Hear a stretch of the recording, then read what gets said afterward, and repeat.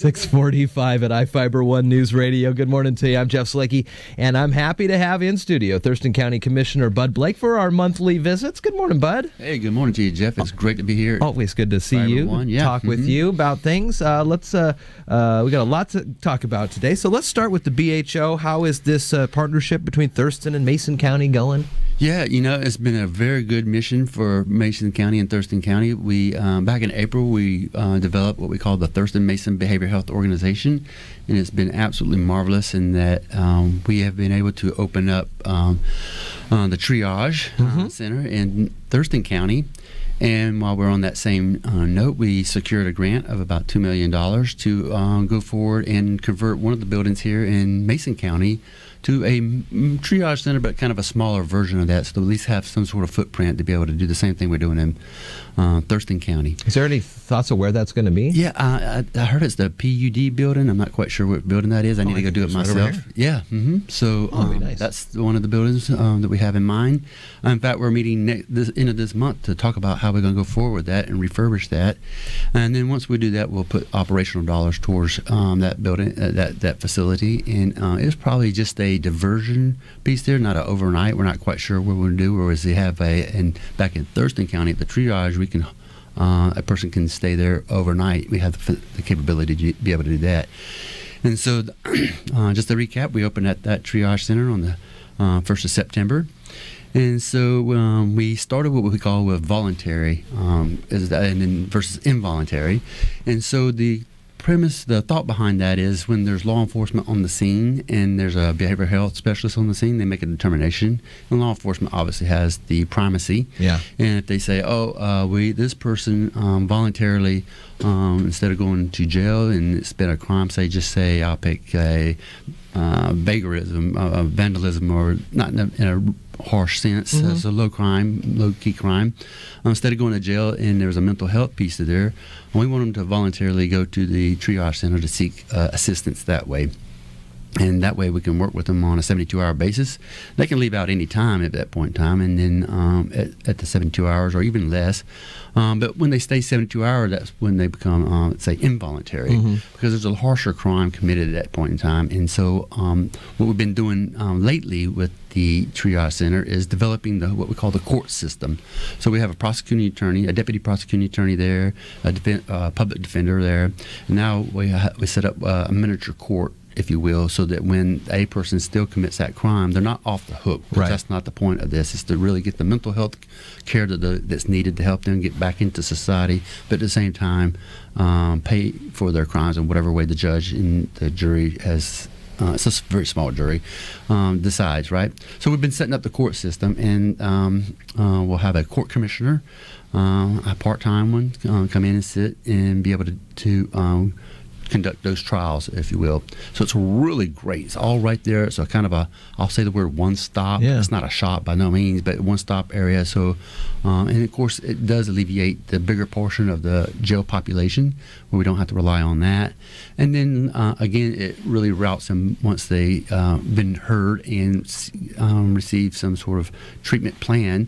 They can get back into mainstream society, both socially and economically, and that's really the ultimate in terms of this. And the objective of this whole mental health, behavioral health organization is to foster that type of system. Of course, then when there's a heinous crime, they go straight to the larger court system, and they're taken care of in a different avenue, if you will. But I think it's great. I know I'm not a big government person in some ways, and bureaucracy, but it is a layer I think we're needing in the 21st century to be able to handle that type of issues instead of going straight to jail and using the jail as the mental health boarding house, if you will, for lack of words. So 2 months starting, Monday or Tuesday, it'll be 2 months, November 1st or so. And have you noticed the numbers or heard that the numbers in the Thurston County Jail have gone down because of this? And has it been a help to the staff in the jail?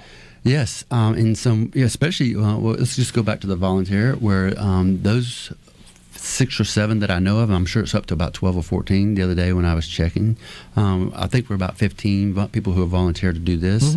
they have not gone to jail. So that's kind of curtailed that portion of it. And we're looking for more, obviously, in terms of people volunteering when they're at a scene of an incident. And then when we start the involuntary, that's really going to help out there. That's where we don't have to rely on the larger court system. We could have that miniature court system at the triage center and take care of it. And I don't know what those numbers are because we're just starting that. But I would estimate anywhere from 8 to 10 a week. Oh, wow. And so that's kind of a good number there. And so we're looking at 15 or 20 where they or 15 or 20 a week that we're probably going to go to a jail, and I'll say the word sit and wait for their proper due diligence. Yeah. Won't have to have that anymore, and it's just a really good program to be able to kind of capture that at that point, in that juncture, and be successful that way. Yeah. So when a crime happens, let's go with the vandalism. Somebody gets caught for tagging, then the officers are talking. Tagging, that's a good one, yeah. The officers are talking with them, and then another person comes to the scene, and then who explains that you've got these options available? Sure. Well, that's one thing. Another thing we've been doing is educating the law enforcement community and how this is all designed. But we also hired what we call a mobile crisis team, and so Mason County has 2 teams and 2 people on each team, so 4 people. And Thurston County has 2 teams with 2 people on each team, so that's 2 teams of 4 people, and so they also go to the scene and foster or lend some sort of assistance in making that determination with the law enforcement person on the site. And so with the 2 together, they finally say, okay, this person qualifies for what we call diversion in the bigger sense of things, and then we just take it from there step by step and go through the system that way. But it is on the site. You have to have that. And where you have law enforcement, well, all of them are super smart and they're great, but you never know just when they need that extra training to be able to make those calls. Because once they make that call and we trust in them to do that, it's going to trigger a whole new different direction, and we want to make sure that they have all the right reinforcement, the correct reinforcement, and the support that's needed to make that call. So sounds like it's been working well so far, and just out of the gate, things look good there. That's pretty good stuff. Pretty exciting. I'm super excited about Mason County because then we're going to start talking about housing and how when a person comes out, there's I like using the word transitional housing. That's kind of a catchword, but really it's permanent supported housing. It's needed that way they do not fall into a re-looping, if you will, into where they don't have a home and then back into the jail just because they're homeless or low burden income. And I think that's super exciting that you're going to see in 2017 and 2018 with Mason County and Thurston County. But it's really been great with Commissioner Jeffries. She's on the team with me and Commissioner Wolf, and we have a whole staff of about 30 people in the BHO, and we love what we're doing, and we cannot wait till 2017 to take this to a higher level. Wow, that's great. What else you got? What else you got on the docket today? Well, we're always I'll just give you an update on the habitat conservation plan, what we call the gopher.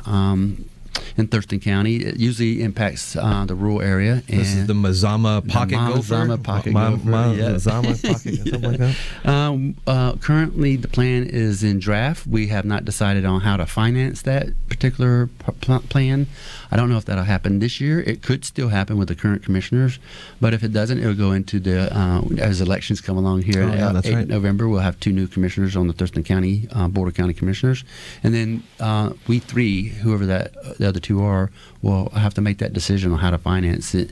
And the current cost is about $151 million. Whoa! Yeah, over a 30-year period. $5 million a year, so that's how you get the $5 million over 30 years. But it's where we're at in life in terms of the balance between environment and development, and so we'll just see how that turns out. And I would love to come back and brief or update Mason Thurston County because it has an impact a little bit regionally there, and it's just where we're at in life in terms of protecting the environment. Yeah, so, sure, for sure. Yeah. What else you got going? Oh, I'm a big Alabama fan. I know. I was kind of waiting to see here. You think we're going to see a UW Alabama championship wouldn't game? That be great, man? I know. That would be crazy. Yeah, and I think they're playing in Miami or Tampa for the championship or something like that.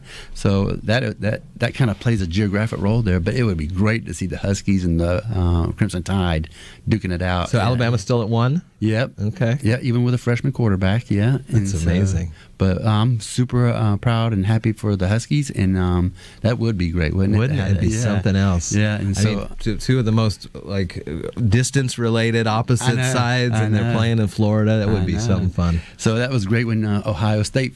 Penn State took, I think Ohio State lost 24-21. Of course, I like that. I'm sure Ohio State Buckeyes don't, but that's the way it goes. And then we'll see what Michigan brings too. So yeah, it's gonna be a good game for the Huskies tomorrow. And College Game Day, I guess, is gonna be there. They're down playing, and I think that's what it is. It was one of those games. I don't know if it was the Wazoo game or this Husky game, but it's gonna be a good one.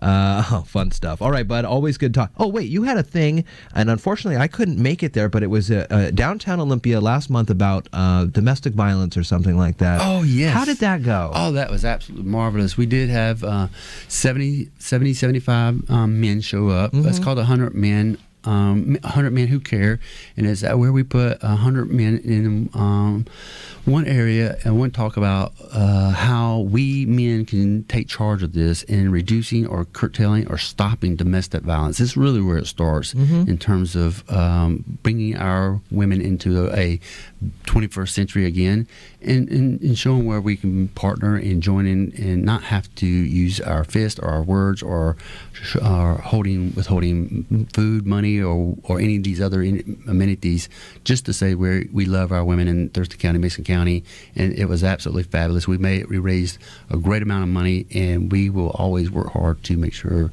we take care of the people of Thurston County. You got more of those events, just pass them on and let them know, and I'll talk about them. We'll get you on. Love doing it. Thank you so much. Bud Blake, always good to talk with you. Thurston County Commissioner. It is 6:56.